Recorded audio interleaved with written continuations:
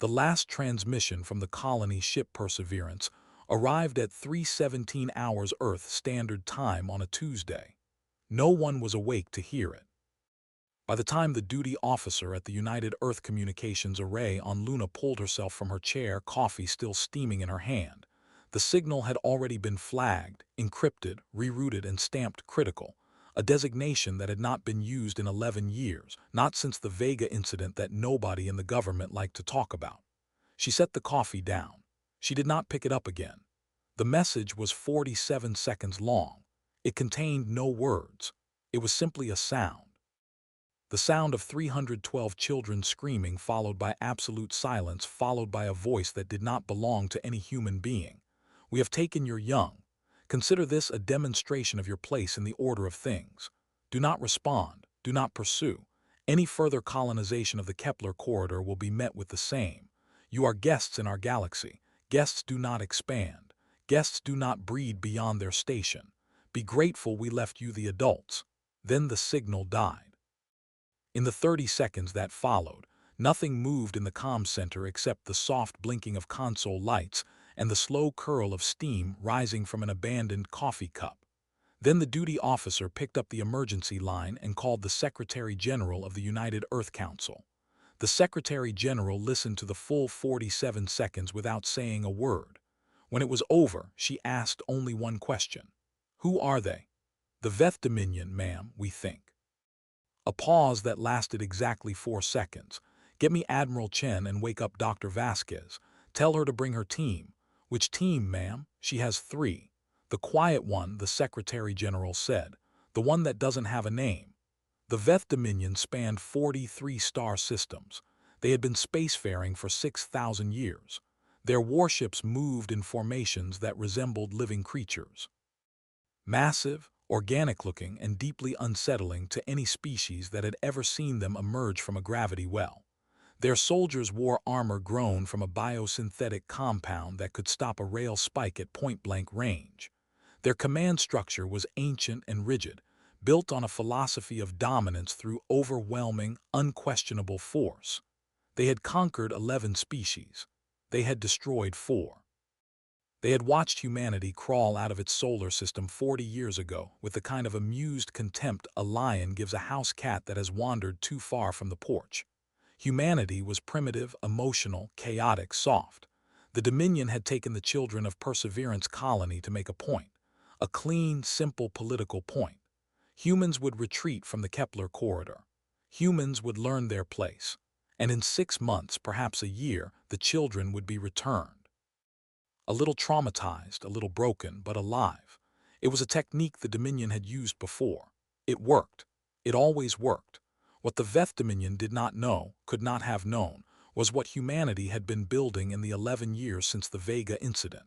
What humanity had been preparing. What humanity had decided it would become if this day ever came again.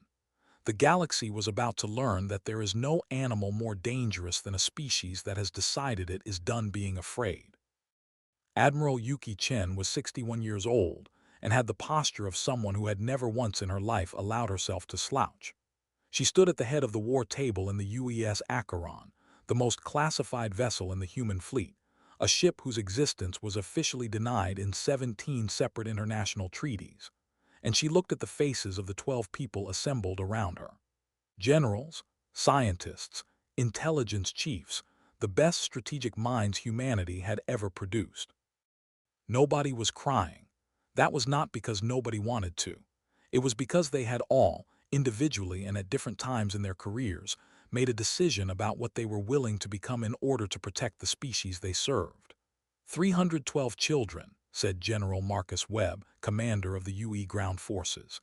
His voice was very level. His jaw was very tight. Ages 4 to 17, taken from Perseverance colony approximately 9 hours ago. The colony's adult population was left unharmed. The colony itself was left unharmed. This was deliberate, a message, said Dr. Amara Vasquez.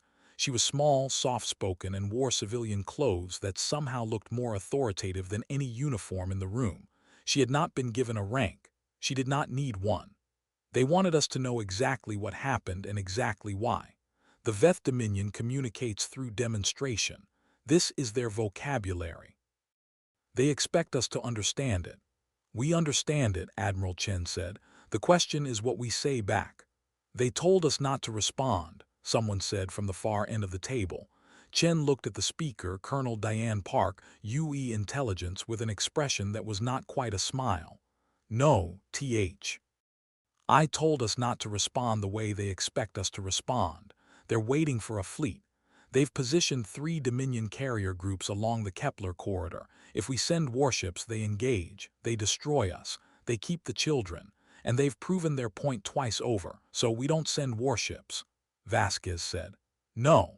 Chen moved to the main display and pulled up a star map.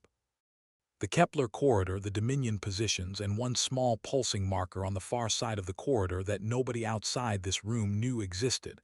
We send them something else entirely. The room was quiet for a moment. The silence protocol, Webb said. It was not a question. The silence protocol, Chen confirmed. 11 years in development, never tested in the field, never used against a living civilization. She looked around the room. I want objections on the table now before we go any further. This is the moment to have them. Nobody spoke. Not because they had no objections, but because each of them had spent the last 11 years helping build the thing she was describing, and they had each, in their own way, made peace with what it was. All right. Chen deactivated the map. Dr. Vasquez, tell me the Veth are home. Vasquez opened her tablet. Dominion High Command is on Veth Prime. The Grand Conclave, all 43 senior Dominion commanders, convened 3 days ago for their standard strategic review. They're all in one place. She paused.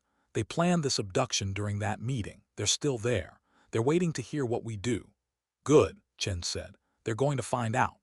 The thing that humanity had built over 11 years did not have an official name.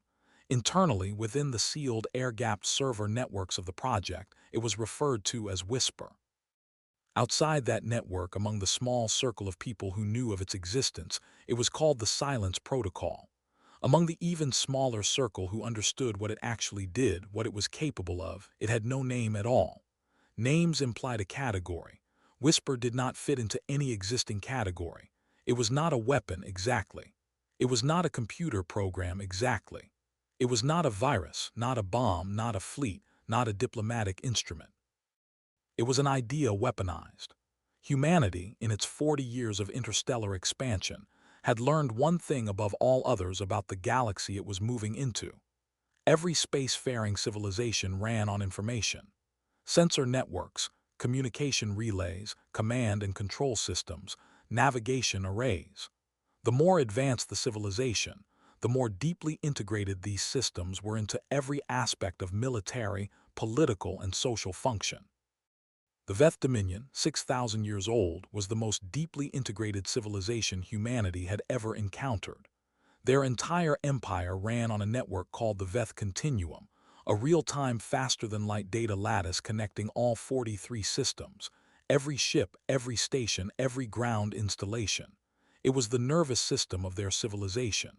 Without it, their fleet coordination collapsed. Their supply chains broke down. Their command hierarchy went dark. Whisper had spent 11 years learning to speak Veth. It was ready to say something they would never forget.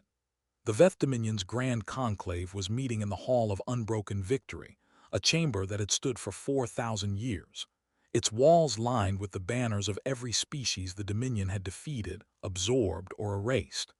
Grand Commander Cthrek Vaus sat at the head of the conclave table and felt, if not exactly pride, then something close to it. The operation had gone flawlessly.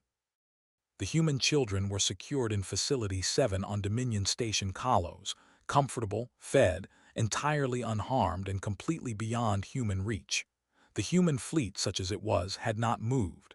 The 3 carrier groups positioned along the Kepler corridor had reported no unusual activity. The humans were frozen. Good. That was the point. Let them sit with the weight of their helplessness. Let them exhaust themselves in political debate and military posturing. In 6 months, they would send diplomats. Seth Rakva would make them wait 3 months before agreeing to talk. Then he would set terms. The Kepler corridor would be formally ceded. Human colonization would be restricted to their original 17 systems, and the children, traumatized, changed but breathing, would be returned as a gesture of Dominion magnanimity. It was clean. It was efficient. It was how the Dominion had always done things. Seth Rakva was in the middle of this pleasant contemplation when the lights went out. Not dimmed, not flickered. Out, complete darkness.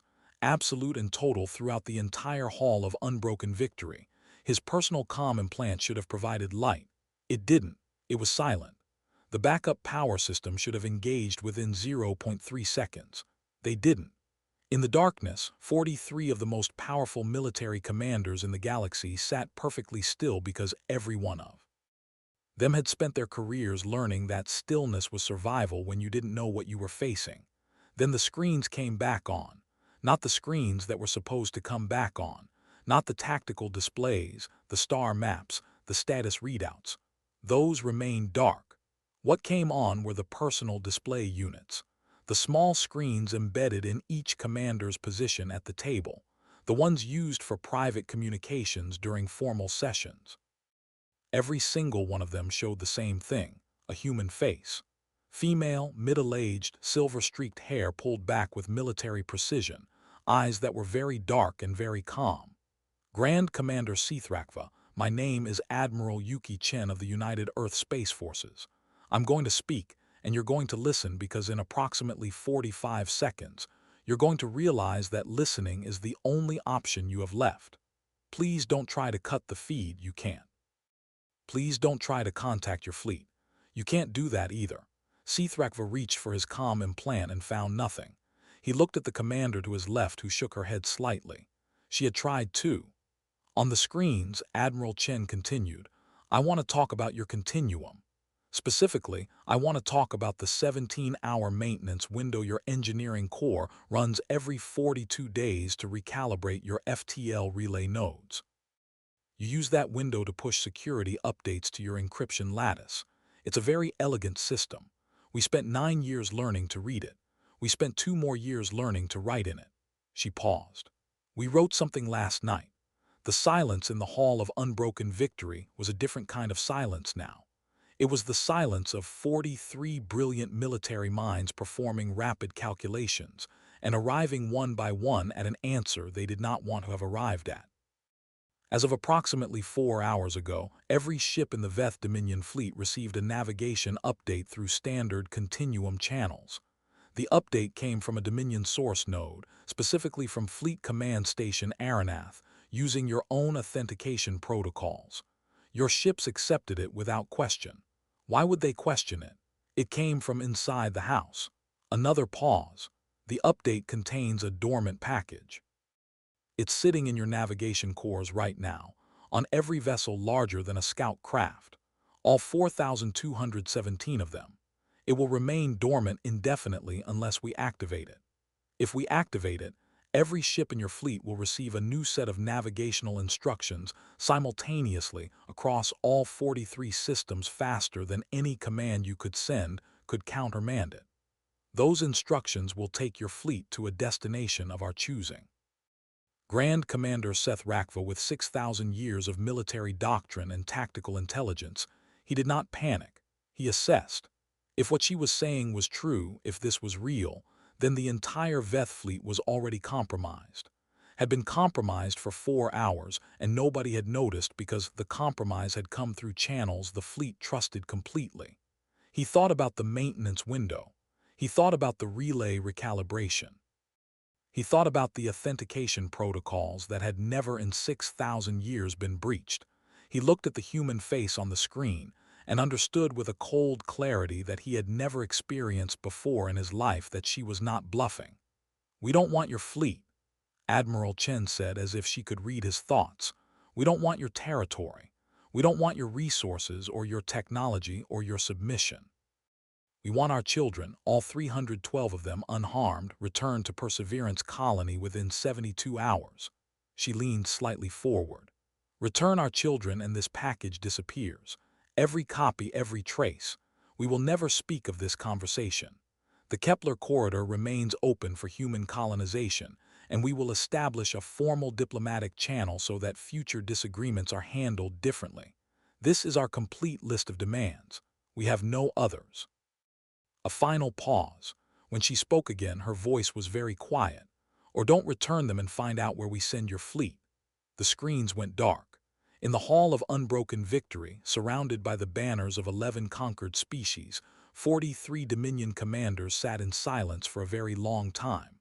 Then, Grand Commander Sethrakva said very quietly to no one in particular, "Find me a communication channel to the humans. Any channel. Find one that still works." The Dominion found a channel. It took them 6 hours. They had to use a commercial relay, a civilian trade network node that Whisper had left deliberately untouched, like a phone booth left standing in a city where every other line of communication had been cut. The symbolism was not lost on Admiral Chen when the call came through. "They used the merchant relay," Colonel Park said, almost smiling. "Of course they did," Chen said. "It's the only thing left that works. Put them through." Sethrakva's face appeared on the Acheron's main display. He was composed. He was Dominion. But Chen had spent 3 decades reading the faces of people who were trying very hard not to show what they were actually feeling, and she could read him clearly. He was afraid. Not of her exactly. Not of humanity exactly. He was afraid of the thing he didn't understand, the unknown variable, the species that had done something no species had ever done, and done it so quietly, so invisibly, that his civilization hadn't felt a thing until the moment she chose to tell them. That was the real blow, not the capability, the patience. "Admiral Chen," he said. His translator rendered his voice in clean, flat human English. "I am authorized to discuss terms you proposed." "There's nothing to discuss," Chen said pleasantly. "Terms are the terms. I described them completely. Do you accept them or not?" A pause. "I have questions about the verification process." "Reasonable. We'll provide full remote verification access to our systems once the children are confirmed safe on Perseverance Colony. You'll be able to confirm the package removal yourself. We want you to be able to confirm it. We want this to be the beginning of trust, not the end of it." Another pause, longer this time. "You said you want a diplomatic channel." "We do. We've always wanted one. You didn't offer. We did not consider you worth the offer." "I know," Chen said. "We're aware of exactly how you've categorized us. This conversation is partly about updating that categorization." Sethrakva looked at her for a long moment. He had the eyes of something very old. 6,000 years of institutional memory looking out through one set of pupils. And what Chen saw in them was not hatred exactly. It was something more complicated. Something like the feeling of standing at the edge of a very deep well and looking down and not being able to see the bottom. "What are you?" he asked. It seemed to be a genuine question. Chen considered it. "We're human beings," she said. "We're very young, and we're very frightened most of the time, and we make terrible decisions at least as often as we make good ones. But we love our children with a completeness that doesn't leave room for anything else. And anyone who touches them finds out very quickly what's underneath all that fear." She let that sit for a moment. "The 72 hours started when I ended our first conversation. You have 66 hours remaining. I'd encourage you to use them efficiently." She cut the feed. The children arrived at Perseverance Colony in 61 hours, all 312 of them, in 2 Dominion transport vessels escorted by a single Dominion frigate that peeled away and departed the moment the transports broke atmosphere. No ceremony, no speech, no attempt at face-saving diplomatic framing. The transports landed in the colony's main agricultural field because it was the largest clear space available, and the colony had not been designed to receive ships of that size. The cargo ramps lowered, and the children walked out into the afternoon sunlight of a planet that smelled like wheat and soil and home, and they stood there blinking in the light until the adults ran to them. The sound that went up from that field was not something that translated cleanly into any language that Veth Dominion possessed. On the UES Akron, Admiral Chen watched the reunion on satellite feed and said nothing for a very long time. Beside her, Dr. Vasquez was looking at the same image. "Do we hold to the agreement?" Vasquez asked quietly. "The package removal, every copy, every trace, exactly as promised." Chen didn't look away from the screen. "We said what we meant. We meant what we said. That's how trust gets built, even with the Dominion, especially with the Dominion. Chen finally looked away. They're going to spend the next decade trying to figure out how we did it. They're going to tear their continuum apart looking for other packages. They're not going to find any because there aren't any, but the search itself will occupy them. And while they're occupied, we'll be establishing a diplomatic presence, opening trade channels, building relationships with the 11 species they've conquered. Vasquez was quiet for a moment. You planned further than the children. We planned for the children first, Chen said firmly. Everything after that is just mathematics. Consequence, action, and reaction. She glanced at the star map on the secondary display. The Dominion thinks of power as a fixed quantity, something you accumulate and hold.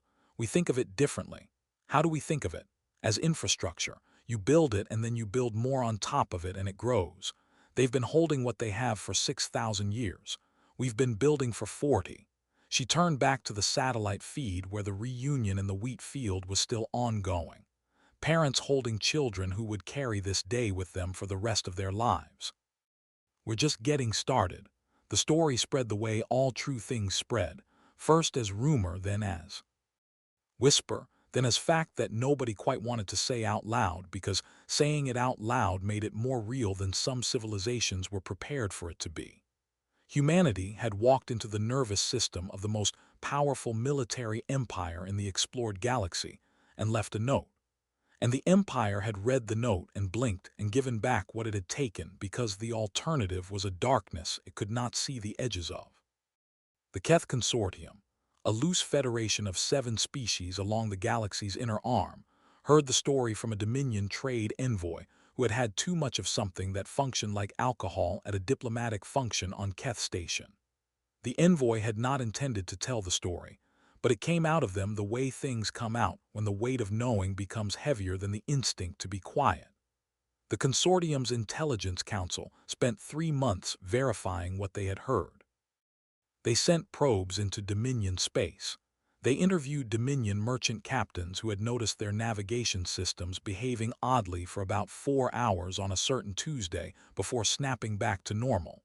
They pulled sensor logs from the relay nodes along the Kepler corridor.